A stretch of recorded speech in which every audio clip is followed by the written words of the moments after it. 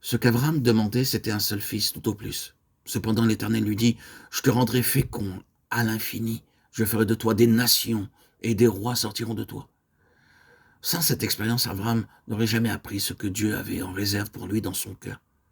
De la même manière, dans nos souffrances, nous ignorons sûrement ce que Dieu a préparé pour nous, à quel point il désire nous combler. Seule la foi peut nous permettre de prendre conscience de nos bénédictions. Le diable essaie à maintes reprises d'affaiblir notre conviction. Plutôt que de placer notre confiance en Dieu, nous comptons sur l'homme en toutes choses. Aussi faut-il s'étonner que partout des serviteurs de Dieu souffrent.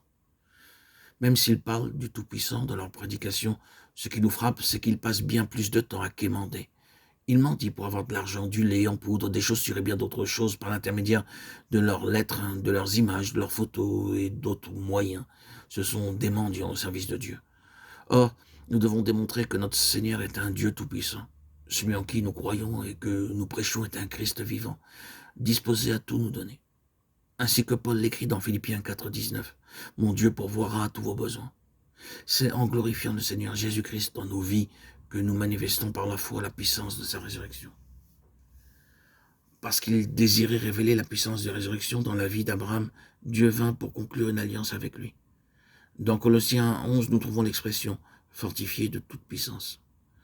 En effet, ce n'est pas la force humaine qui permit à Abraham d'engendrer son fils Isaac, car lui et sa femme étaient très avancés en âge.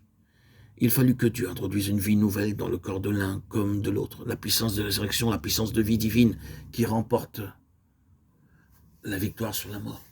C'est de cette manière qu'ils purent mettre un enfant au monde. Pourquoi Abraham fut-il circoncis? Cet acte cérémoniel symbolise le fait que la puissance de Dieu est accessible à l'homme. Nous la recevons par la foi en nous l'appropriant pour chaque épreuve et à chaque tentation. Il peut arriver que des années s'écoulent avant que cette conviction ne naisse en nous. Au départ, nous plaçons notre confiance dans des connaissances bibliques pour parvenir à la victoire. Par la suite, nous comptons sur de longues prières et des jeûnes, la puissance de la volonté ou les rêves et les visions. Ces façons de procéder conduisent à l'échec. Tout ce que nous avons à dire, c'est « Seigneur, révèle-moi ce secret ». Alors, nous comprenons combien nous avons été stupides. Le même Seigneur qui est mort pour nous et qui vient pour vivre en nous peut vous procurer cette puissance. Ainsi donc, Dieu fait appel d'une manière souveraine à toutes sortes de moyens pour nous amener à la foi. À cause de sa foi en la promesse de Dieu, l'Éternel changea le nom d'Abraham en Avraham. Je te rends père d'une multitude de nations. Genèse 17, 5. Telle est la traduction hébraïque. Père des nations. Lui et sa femme avaient été mis à l'épreuve jusqu'à ce qu'ils fussent affranchis de leurs doutes et de leur incrédulité. Abraham tomba sur sa face, il rit et dit en son cœur, naîtrait-il un fils à un homme de 100 ans? Et Sarah, âgée de 90 ans, enfanterait-elle? Genèse 17, 17. L'Éternel usa de beaucoup d'affection et de patience pour susciter en eux une foi solide. Tous, nous sommes confrontés au même problème. Les doutes que les Bibles provoquent dans notre esprit en de nombreuses circonstances.